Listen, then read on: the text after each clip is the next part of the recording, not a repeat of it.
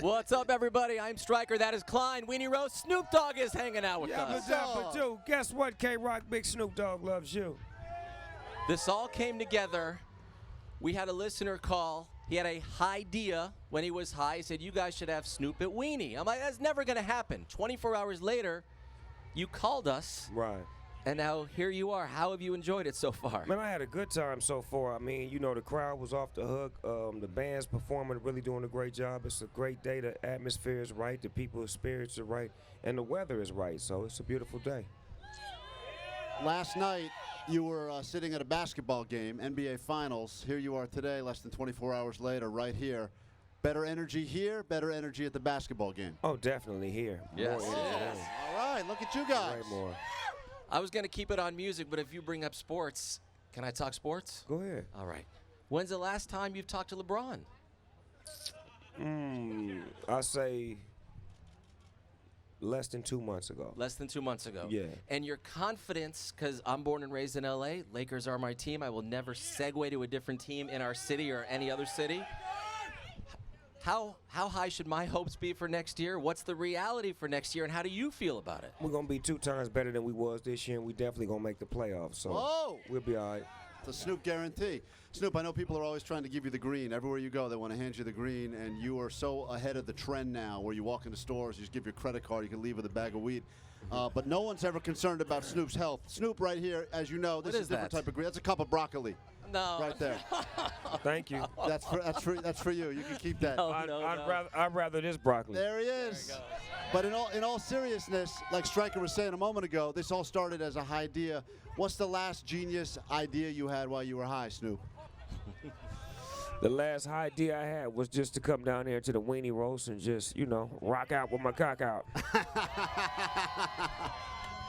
An incredible thing about just about every one of the songs you've created or collaborated with, it's within 8 seconds of that particular track, people know what it is and can sing along. And what do you think it is from day one that why has that happened, do you think? I think I was a good listener when I was in nursery school. Like, for real, though. Y'all think I'm playing. I'm serious. I used to listen to nursery rhymes and then think about how could I make my own songs like that to where the kids could sing them. So I used to think like that. Like, I didn't want to sing, you know, Jack and Jill went up the hill. I wanted to sing my own thing. So, you know, I used to listen to those nursery rhymes real good and try to create my own nursery rhymes. And then once I became a musician, I knew how to take that little bit of stuff that I learned and then instill it into my music to where, because I feel like everybody's a big kid at the end of the day. I feel like no matter how old you are, you're a big kid. So if you can connect with that, everything can stay true to who you are. So that's why, you know, I make music that people can sing along with. 100%. Snoop, you are such a SoCal icon. People think of you, if there was a Mount Rushmore of the famous people. That Mount Cushmore. Mount Cushmore. Your face is the first one. We carve onto it. My question is politics in your future? People love Snoop. I think you could win if it went to the public to decide. 100%. That's a great idea. Would you, Snoop, consider running for political office in Southern California? I think I'm too fair to be a politician, because because politicians, they're not fair. They like one-sided. Like, I think I'm about everybody. So if I was a politician, I would probably be, you know, for the people. You understand me? So the only way it can happen is if the people nominate me. So I'd have to be the people's champ. Of your early songs, when did you know that people that like GNR, Nirvana, Pearl Jam, Green Day, and Blink also had the same passion for your music? When I was on tour, I used to go on tour with those guys. I went on tour with Nirvana, with Korn, with Rage Against the Machine, with so many different artists that I went on the road with. And once we were on the road together, we meshed together, we gelled together. We just didn't do shows. We would go in each other's dressing room.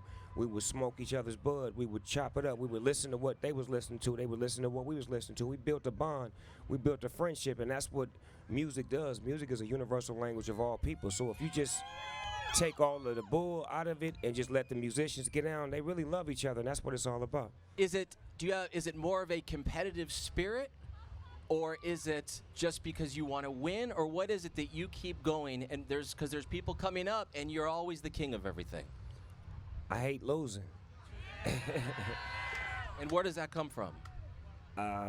As a kid, I used to come in second place a lot, and I didn't like it. So I just started to practice, started to study, and try to get better. And whatever I wanted to master, I wanted to be in first place. And once I decided to do music and to be creative, I wanted to always be in first place, to be competitive to myself, and not towards you, but towards myself, to constantly push myself and to reinvent myself, and to always know what the people want to hear from me. So that's what I'm on. People may be asking themselves right now, Taster's Choice, what strain is in that thing? Do you Tell them. Oh, okay, hold on. Klein. Hold on 1 second. All right. Oh.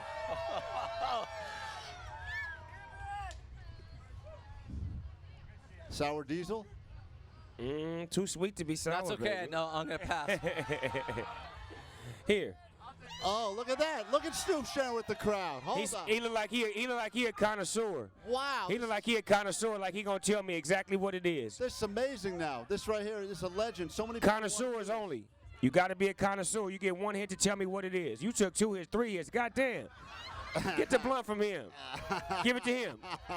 He took 3 hits. You on violation. You on timeout. It's timeout.